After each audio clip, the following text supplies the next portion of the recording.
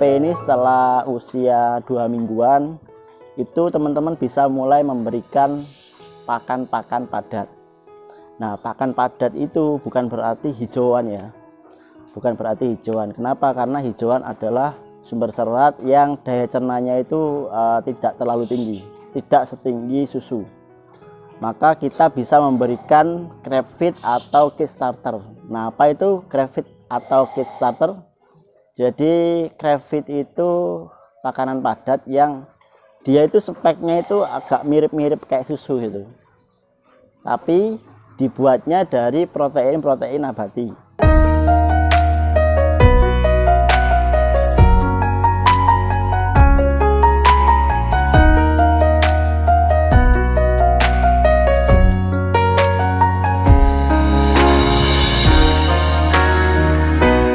Assalamualaikum warahmatullahi wabarakatuh. Jumpa lagi dengan saya Wahyu dari Edu Ternak. Buat teman semua, hari ini kita akan sedikit sharing seputar manajemen pemeliharaan cempe ya. Nah, kali ini kita lagi di Barokah Farm Kediri. Nah, di sini kebetulan adalah kandang koloni untuk cempe ya. Nah, kali ini kita akan membahas sedikit seputar pakan yang baik untuk cempe. Nah, pakan yang baik yang untuk cempe itu seperti apa? Nah, akan kita ulas sedikit supaya teman-teman juga bisa mengikuti bagaimana supaya cempe itu performanya bisa lebih optimal kayak gitu. Nah, yang perlu teman-teman pahami yang pertama, cempe itu setelah lahir dia akan mendapatkan kolostrum. Jadi kolostrum ini adalah susu yang pertama kali muncul, yang pertama kali keluar dari si induk. Nah, kolostrum ini apa? Jadi kolostrum ini adalah makanan utama si cempe. Selain dia itu bernutrisi tinggi, juga dia mengandung maternal antibody atau imunitas. Jadi cempe ini dia ketika lahir dia nggak punya imunitas sama sekali. Nah, supaya dia mendapatkan imunitas dan dia bisa survive 1 bulan ke depan, itu dia harus mendapatkan kolostrum yang cukup. Nah, kolostrum itu sebaiknya kapan? Sebaiknya seberapa banyak diberikan pada cempe. Jadi gini, ketika cempe lahir, teman-teman harus nyoba ya. Jadi yang sebelumnya itu ibaratnya cempe lahir sendiri, nyusu sendiri, nah itu dicoba. Waktu induk lahiran, ambil kolostrumnya, itu dia dapat berapa. Misalkan sekali pengambilan dapat 600 ml ya gitu. Nah, setelah 600 ml ini, misal cempenya 2, ya udah langsung kasih masing-masing 300 ml kayak gitu. Itu kalau misalkan sekali keluar 600 ml. Kalau misalkan sekali keluar waktu lahiran itu diambil 200 ml, ya masing-masing harus dapat 100 ml. Itu diusahakan sebaik mungkin di 2 jam pertama. Kenapa? Karena cempe ini di bagian ususnya itu dia akan bisa menyerap imunitas atau maternal antibody itu ketika di 2 jam pertama. Jadi pori-porinya usus ini dia lebih besar dibandingkan ketika nanti setelah 24 jam. Sehingga ketika kita memberikan kolostrum dengan cepat, dengan volume yang terukur, itu insya Allah cempe akan mendapatkan nutrisi yang cukup dan maternal antibody yang cukup, sehingga maternal antibody ini terserap dengan maksimal dan masuk ke pembuluh darah, dan dia bisa mengcover si cempe ini sampai nanti ketika si cempe itu bisa menghasilkan antibody sendiri kayak gitu. Jadi ini penting sekali buat teman-teman semua bahwa kolostrum ini wajib. Jadi buat teman-teman semua, kalau misalkan ada yang cerita bahwa susu pengganti itu bisa buat gantiin kolostrum, itu salah. Selama ini yang saya pelajarin bahwa susu pengganti itu adalah susu yang diberikan setelah kolostrum. Jadi bisa diberikan setelah usia 3 hari. Itu kalau susu pengganti yang baik. Tapi untuk susu pengganti yang ibaratnya kualitasnya kurang premium itu biasanya diberikan mulai usia 2 minggu atau 3 minggu kayak gitu. Artinya apa? Artinya teman-teman wajib memberikan kolostrum, entah itu kondisi induknya itu ambruk atau kondisi induknya itu setelah lahir mati atau dia nggak keluar kolostrum, maka wajib teman-teman harus menyediakan baik itu kolostrum yang entah itu diperah dari induknya maupun kolostrum beku yang teman-teman udah punya sebelumnya, udah disimpan gitu, udah punya simpenan kolostrum beku yang tujuannya adalah supaya ketika ada permasalahan di kandang itu bisa sebagai pengganti kolostrum dari si induknya kayak gitu. Nah itu kolostrum, fase kolostrum itu sekitar 3 sampai 6 hari ya. Cuma yang wajib teman-teman sediakan itu 2 hari pertama. Jadi 2 hari pertama itu harus benar-benar mendapatkan kolostrum. Selanjutnya teman-teman mau pakai susu induknya bisa, mau ditambah susu pengganti pun bisa. Tuh. Nah susu ini harus diberikan sampai usia 3 bulan. Kenapa sampai usia 3 bulan? Karena normalnya si cempe ini dia nyusu ke induk itu sampai usia 3 bulan 4 bulan, sampai benar-benar ibaratnya susu induk ini udah gak keluar. Nah itu sekitar 3-4 bulan. Nah kenapa kok harus susu? Karena susu itu dia nutrisi yang terbaik. Jadi nutrisi yang terbaik diperkaya dengan protein yang tinggi, diperkaya dengan lemak yang tinggi, laktosa yang tinggi, kalsium dan lain sebagainya, yang terbaik lah gitu. Sebelum kita ngasih pakan padat. Itulah kenapa susu itu memang jadi satu-satunya yang harus ada di kandang, baik itu susu pengganti maupun susu yang berada di ambing si induknya itu.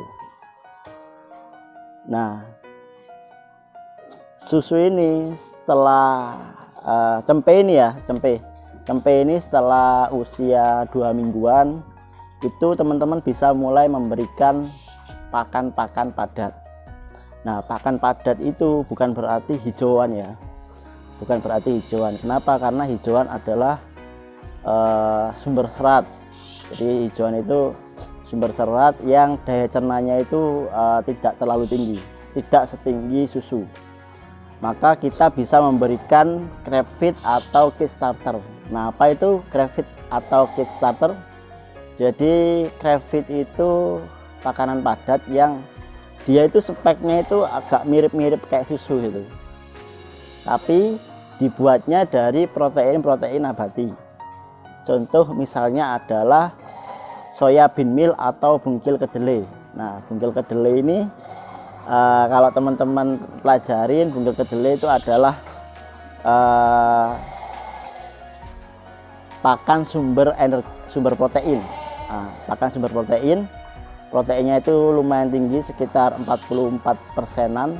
Nah, itu bisa digunakan sebagai bahan baku untuk formulasi crab feed.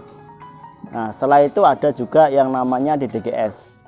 DDGS itu juga bisa digunakan juga sebagai sumber protein dan juga sumber lemak. Nah, DDGS ini lemaknya cukup tinggi, lumayan. Terus ada juga jagung. Nah, jagung ini sumber energi, dedak sumber energi. Dedak pakai dedak yang katul yang bagus, yang premium. Kemudian pakai juga polar. Nah, untuk formulasi crab feed sendiri itu tidak perlu banyak bahan baku sebenarnya, tidak perlu banyak bahan baku. Yang penting mudah didapat di sekitar. Dan untuk protein yang kita buat di formulasi itu mulai 20% sampai 23%. Nah, itu yang jadi patokan. Kenapa segitu? Karena susu sendiri itu kalau dari bahan kering itu ya proteinnya sekitar 22% sampai 25%. Kayak misalkan jenengan pakai susu pengganti yang premium itu di di labelnya itu tertulis proteinnya 22%. Nah, dengan kita membuat crab feed dengan protein yang sama, dengan TDN yang tinggi, berapa TDN-nya? Ya 75% up, kalau bisa sampai 80%. Semakin tinggi TDN-nya semakin bagus. Jadi crab feed ini kenapa kita harus membuatnya, karena ya kita nggak tahu induk itu dia menghasilkan susu yang cukup atau tidak untuk cempenya itu. Kalau dia nggak cukup, maka dia akan trouble si cempenya ini. Trouble-nya kayak gimana? Contoh misalkan makan bulu temennya, contoh misal makan kotoran yang ada di sekitarnya. Pokoknya apa yang bisa dijilat, apa yang bisa dimakan itu, ketika si cempe ini kekurangan susu, efeknya kayak gitu. Maka kenapa kita sebaiknya menyediakan crab feed kayak gitu. Nah, crab feed sendiri ini, kalau kandang kita itu adalah kandang koloni induk dan anak, maka sebaiknya kita menyediakan satu palung makan khusus, di mana di situ tersedia air minum yang cukup, bersih, segar, dan crab feed yang kering. Tuh. Tujuannya apa? Tujuannya ketika si cempe ini tidak mendapatkan susu yang cukup, dia akan makan crab feed, sehingga kebutuhan nutrisi dalam sehari 24 jam itu tercukupi. Bahkan ketika tercukupi itu genetik, performa genetiknya itu bisa lebih maksimal gitu. Jadi pemberian crab feed itu bisa mulai di usia 2 minggu sampai usia 3 bulan. Jadi sampai sapi. Ketika sudah sapi, kita bisa mulai mengurangi kadar proteinnya sehingga tidak terlalu tidak terlalu tinggi biaya pakannya, dan performanya tetap bagus. Nah, kenapa kita harus ngasih susu tambahan, ngasih crab feed selain dari induk? Ya, karena banyak sekali di peternakan tradisional itu yang cempenya ini nggak tumbuh dengan maksimal. Jadi banyak cempe-cempe itu yang kerdil, yang karena induknya ini nutrisinya kurang tercukupi, sehingga susunya ini nggak keluar dengan cukup untuk si cempe itu. Bahkan ada beberapa yang ibaratnya di 1 bulan pertama ini cukup susunya, tapi setelah 1 bulan susu si induk ini udah berkurang sangat drastis kayak gitu. Nah, buat teman-teman semua, mungkin itu sedikit sharing dari kami. Buat teman-teman semua yang belum pernah bikin crab feed atau cage starter, teman-teman bisa mulai nyoba bikin crab feed atau cage starter. Jadi silakan bikin formulasi dengan bahan baku yang sebaik mungkin, di mana ada sumber protein, sumber energi, sumber mineral, vitamin. Bisa juga diperkaya dengan aditif yang lain, kayak misalkan antikoksidiosis kayak gitu ya. Antikoksidiosis ini semacam obat untuk mengurangi resiko terjadinya penyakit koksidiosis. Jadi penyakit koksidiosis ini penyakit protozoa yang itu selain di ayam juga di kambing domba, di sapi itu juga sering. Nah, itu ditandai dengan diare dan berdarah. Nah, selain itu bisa juga ditambah dengan aditif yang lain, yang tujuan utama adalah menjaga supaya si cempe ini tetap sehat, produktif, dan performanya maksimal lah sesuai genetiknya. Untuk teman-teman yang mainnya di ternak genetik besar, frame size-nya besar, maka wajib menggunakan crab feed dan susu tambahan. Nah, itu saja mungkin sharing dari saya. Jangan lupa like, komen, dan subscribe. Dan bila ada pertanyaan-pertanyaan, silakan gabung di grup Edu Ternak di WhatsApp. Silakan ditanyakan di situ jika ada pertanyaan-pertanyaan seputar ternak yang perlu di-sharingkan atau dipertanyakan. Assalamualaikum warahmatullahi wabarakatuh.